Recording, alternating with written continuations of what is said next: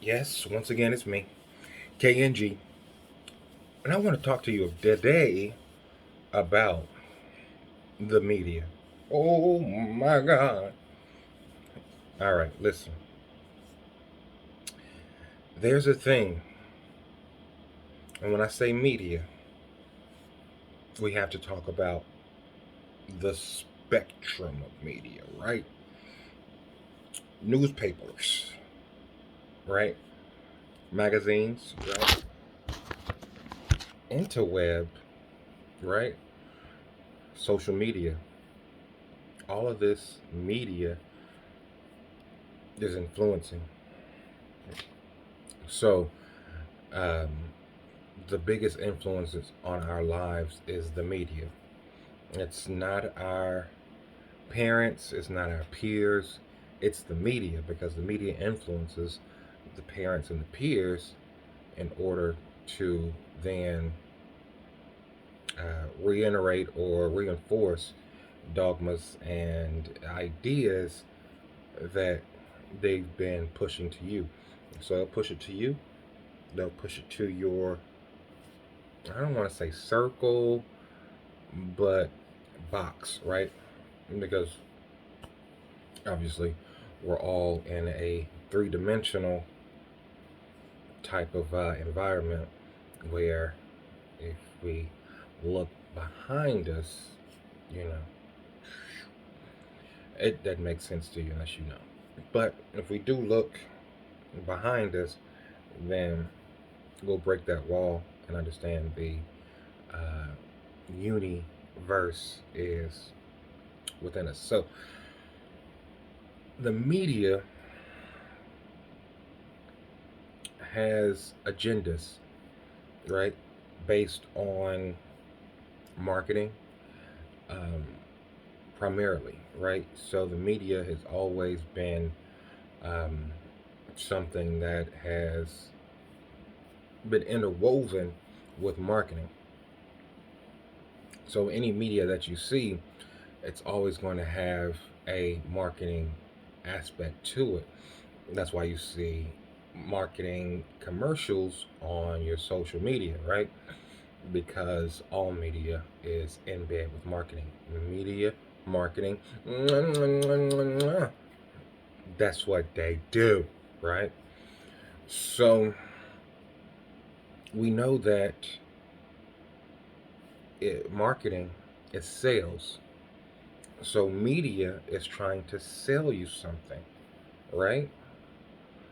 It's what you buy into is the whole thing. You buy into propaganda or you buy into the sales of the product, right? So let's do an example here. Um, Crime is at an all-time high. People are breaking in your shit. They putting a bow down on your loved ones.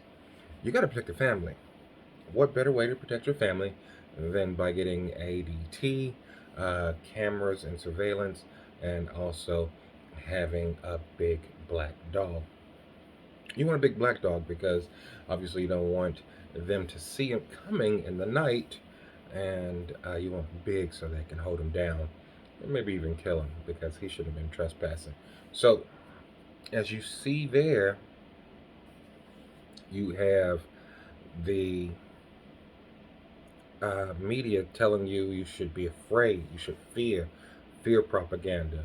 Um, you should be in a state of panic, you know, and then they sell you something while in that state to help promote a sense of well-being, accomplishment, put your mind at ease. You know what I mean? So, but this is only safe inside your house, right? You're only safe inside your home, but crime is out there. But your home is safe. What are you gonna do when you go out? I got to make sure I go to a good part of town. I got to make sure I go to um, things that have security. I have to pay for security. I have to pay for police protection. I have to make sure that we vet the people, and we have a certain type of crowd that we allow in, that we allow to engage into our functions. Now, what does that sound like? Separation, segregation, and then bias, prejudice, and oppression, right? It's not that I'm racist, it's that I just know people from that part of town that have, you know, a low economic, income, and they are seeking opportunities, whether lawful or unlawful, illegal, if you will, and I can be looked at as a come up. So I just don't want to put myself in that position. It's not that I see them as less than.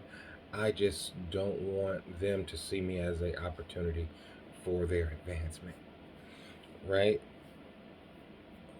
So if you see this on the news, that's media. Okay, that's one thing. Newspaper, that's another thing. Newsreel, that's another thing, right? So you have all of this bombardment of information through the media, in which they are giving you your parameters that you can only see three-dimensional, right? That way, this way, and forward. Um, can't see behind you because, like I said, behind you is a universe. So, you now are in a space where you have to buy protection from the fears that they have instigated against you, right? So it's like, I told you you should be scared. Now, what to do about your fear is this, and it doesn't necessarily have to be the big scary man in the dark alley waiting on you.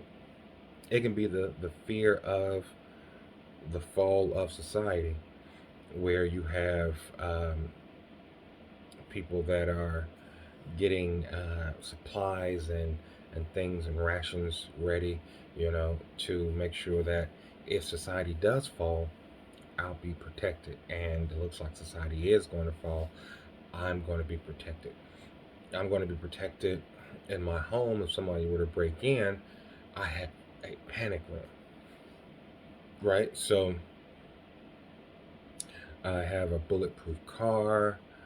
Um, I have a bulletproof suit, and it also protects me against stabbings. Um, you know what I mean? So all of this products based on propaganda, fear, what we should fear.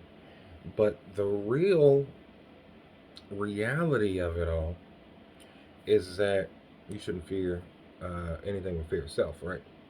But the reality is that we have a notion of scarcity. Now, listen to this. If you ain't heard nothing else I have said,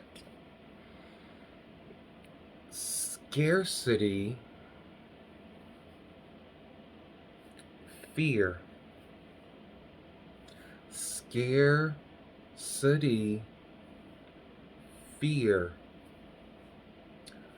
fear, false evidence appearing real, scarcity,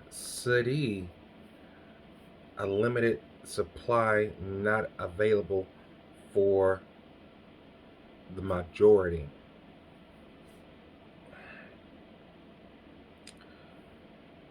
you put these two things together, and it might take a rocket scientist to see that scarcity and fear are related, and it is implemented in our society 110%. But that is the root of all of it, right? Because obviously we're densely populated, not overpopulated. They would have you believe that we got too many people on the planet. We don't have enough money to go around. Um, that we can't end things like world hunger or homelessness, and they would just have you believe all of these things, that we can't have free health care, we can't have um, X, Y, and Z. They would have you believe all of this just so that the system continues, because the system is propaganda and product cycle, right? Propaganda, product, propaganda, product. This cycle, for those who know how to use it, and when I say use it, it's like a little mechanism that can turn out profit.